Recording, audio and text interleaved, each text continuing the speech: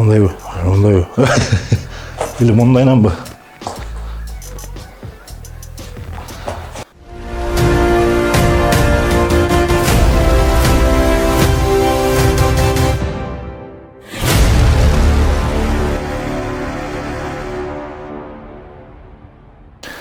Assalamu alaikum dostlar, barыңыздарга салам. Бүгін сіздерге жаңы көнүгүүлөр көргөзүп бермекчибиз. Бүгін біз үй шартында дегеле эчтеке тренажер жок, же болбосо бир гантель, же болбосо бир шайманы жок. Кандай кылып машыкса болот? Жок дегенде сиз үйүңүздөн, өзүңүздүн денеңизге, өзүңүздүн сулуулугуңузга кам көрөм десеңиздер, анда бизге кошулуңуз. Биздин каналга катталып, сонун комментарий таштасыңар, бизден мыкты көнүгүүлөрдү сиздерге тартууламакчыбыз. Кеттик анда. Достор, мынакей азыр биз үй шартында өзүбүздүн үйүбүздө туруп эле сиздерге өтө пайдалуу, өтө керектүү, өзүңүздүн ден соолугуңузга кам көрүп жүрүүчү мырзаларга дагы жана ошондой эле айымдарга да керектелүүчү көнүгүүнү бүгүн сиздерге көргөзүп бермекчибиз. Биринчиси, эч кандай эч нерсенин кереги жок. Болгону тынчтык керек. Кандай десеңиздер, балдарыңыз келип бутуңузга асылып, үстүңүзгө минип алып, сизди тажатпашы керек да. Болгону жарым сааттык бир бөлмөдөгү убакыт керек. Эми колуңуздан келсе мындай килемчени алып алсаңыз болот. Атайын спортко алайыкталган, сиздин басып туруп, жатып жазай турганга абдан пайдалуу жана керектүү килемче, ковер орусчасы айтканда. Биз сиздерге бүгүн көнүгүүнүн биринчиси, мисалы эртең менен турганда эле, анткени туруп дайыма айтып келем, ашказаныбыз тамак менен толтура электе биз биринчиден пресс көнүгүүлөрүн жаза алышыбыз керек. Себеп дегенде тура калып эле пресс жасабайсыз, жакшы разминкаларды кылып, ары чоюлуп, бери чоюлуп, жакшы денени ысытып алгандан кийин пресс көнүгүүлөрүн жасайбыз. Ошолордун биринчиси болуп, мен көргөзүп берейин. Жөн эле жерде жатып, мисалы, мына акырын түз жатасыздар. Түз жатып, башты кармайсыз, бут бүгүлгөн абалда. Акырын кармап туруп эле, мына жарым бөлүккө чейин чыгасыздар мондай. Жай дем алабыз, толтуруп, демди толтурабыз. Мына чоюлуп турган курсак артка чыгат. Дем алдык да, жарым бөлүккө чейин эле. Демди баарын чыгарыш керек.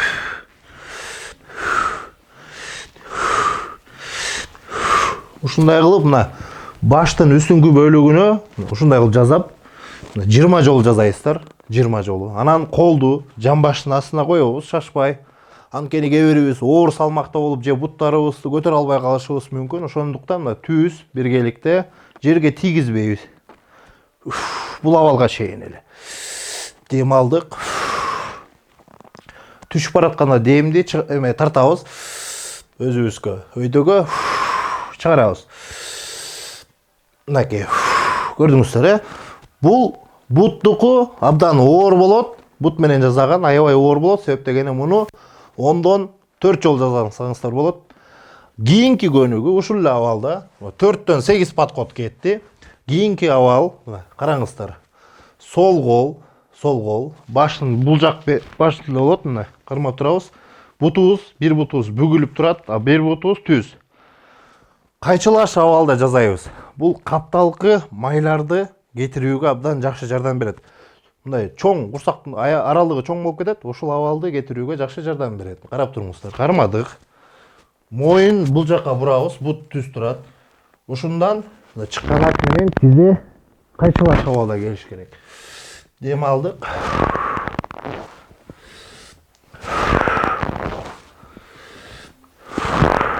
Бул жака онду, кайра бул бутту коебуз дагы алмаштырып, мынакей. Бул жака 10 жолу.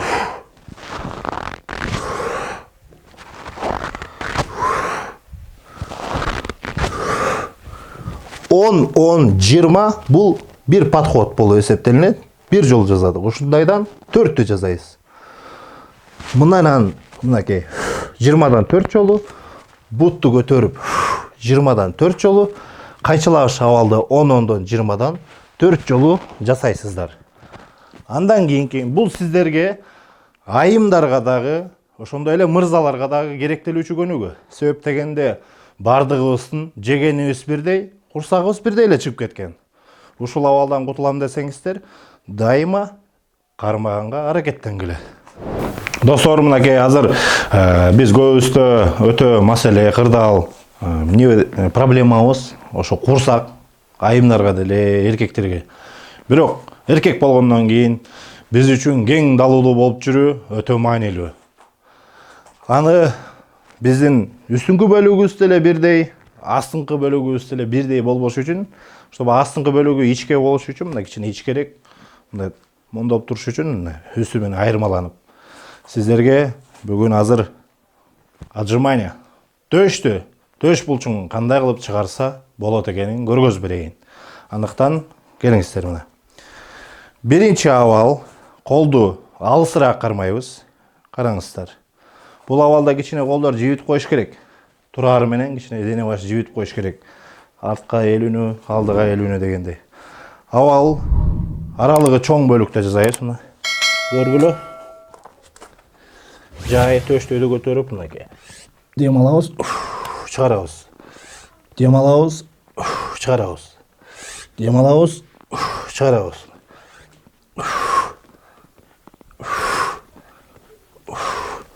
Деп 10дон 4 жолу жасайбыз.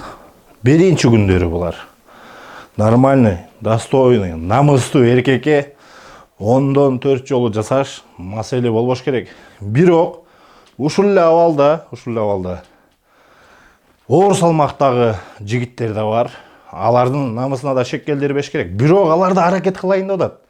Силерге түз коюп, бутуңду түз коюп, жерге тийгизбей жасаш кыйын болуп калат. Бирок силерге дагы бир вариант бар.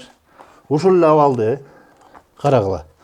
Кармайсыңар, бирок тизеңерди мондай абалда коюп аласыңар, такап. Жарым салмак бутта калды. Ушундай кылып туруп, мондап жасайсыз. Пока күчтөнүш керек. Намыс эмес бул. Намысты жазайым деп ойготкула.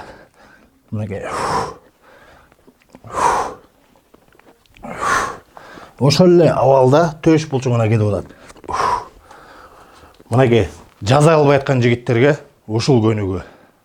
Бул көнүгүүнү айымдарыбызда жасаса болот. Бул көнүгүүнү. Себеп дегенде колдун арткы бөлүгү, ошондой эле бул жактан бошоп калган мышцалардын бардыгы кичине болсо да күчтөнүп, калыбына келип, өзүнүн мурдагы формасына айлана баштайт. Ошондуктан ушул көнүгүүнү жасайбыз. Экинчи, жакыныраак кичине. Жана мондай болду, азыр мондай абалда. Оор болот, бирок карагыла.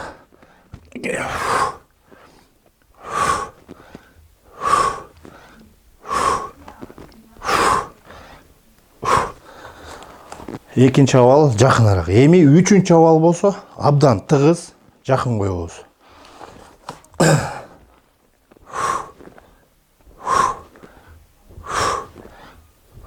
Мынакей. Ушул 3 бөлүк менен мындан 10 жолу, жакыныраак 10 жолу, өтө жакын абалда дагы 10 жолу жасайбыз. Ошону менен бардыгы 30 жолу болду. 30тан 4 подход. Bir күндө 120 жолу жасаган болобуз. Себептерин айтып берейин. Алысыраак жасаганда общий плечи, мо бөлүктөр иштейт. Жакынкы чоң булчуңдун бурчу иштейт да могу. Эми жакыныраак абалда кылып атканда бул булчуң ортого жылат, мо жерге чейин жетет. Ал эми өтө тыкыз жасаганда, жакын кармап жасаганда бул булчуң бардыгы ортого жылат. Көптөрүңөр айтып каласыңар, ортосуна жетпей атат, ачык болуп атат. Кантип жеткирсе болот, толтуруш керек болуп атат деген нерсе мына ушундан келип чыгат. Ушун менен мынакей биздин отжиманиябыз аяктады. Андан кийинки бөлүк. Достор, мынакей үйдөн азыр төш булчуңуна, курсакка пайдалуу жактарын көргөздүк. Ал эми буттагы кайдыгер карап калып калбашы керек да.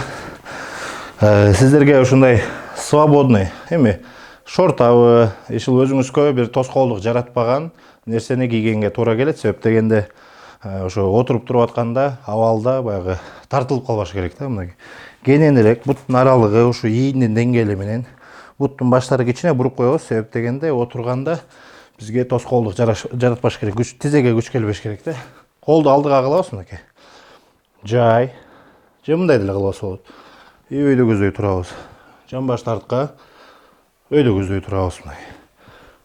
Баш өйдө, бел түз турат.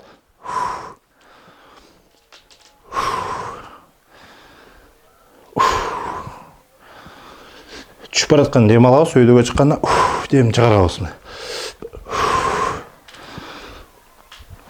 Жок дегенде мындайдан 20дан 5 жолу кайталаш керек. Себеп дегенде бут абдан күчтүү биздики, жазай берсек эч кандай оорчулук жаратпайт. Айымдар үчүн өтө маанилүү нерсе. Себеп дегенде баягы целлюлит деген нерселер бар. Ошондон арылганга эң дурус көнүгүүлөрдүн бири да. Андан кийинки көнүгүүбүз эми орусчасы выпады. А кыргызчасы болсо аксаңдап басыбы деп коесуң. Тамаша кыргызчасына так бир термин кантип айтылат? Баарыбыз эле биле элекпиз. Алдыңкы бутубузду алдыга таштайбыз. Арткы бутту болсо жерге тийгизебиз. Могу бутубуз, алдыңкы бутубуз тизе түз болушу керек да, көрдүңөрбү? Мындай абалыбыз ушундай болушу керек. Кайра обратно өзүбүз барабыз дагы, алдыга келебиз. Мынакей.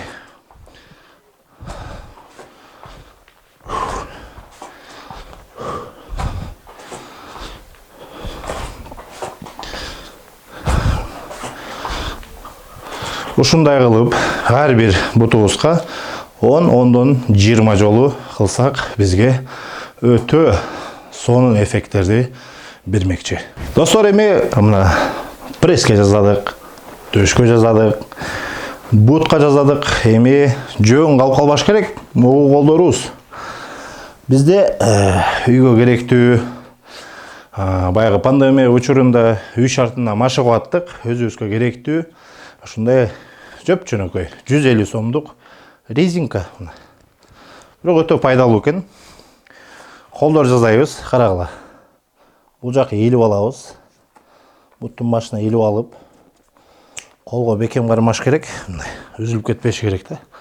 Анан мондай алалы да акырын колду жазап аттык да.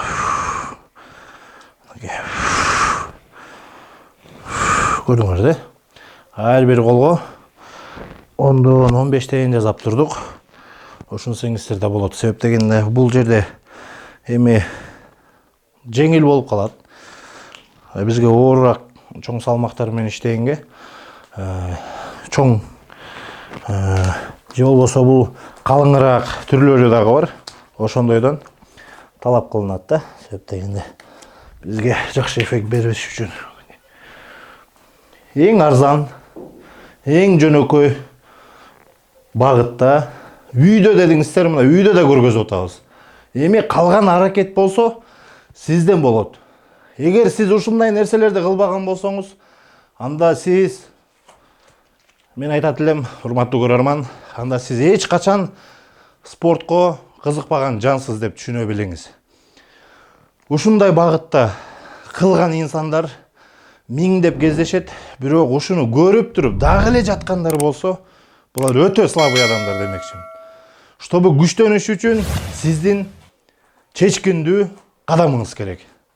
Сиздер менен мен Келдибек Атайбеков болдум, жана ошондой эле мен өзүмдүн үйүмдө керектүү нерселердин бардыгын көргөзүп бердим демекчимин. Кайрадан биздин каналдан көрүшкөнгө чейин жакшы туруңар достор.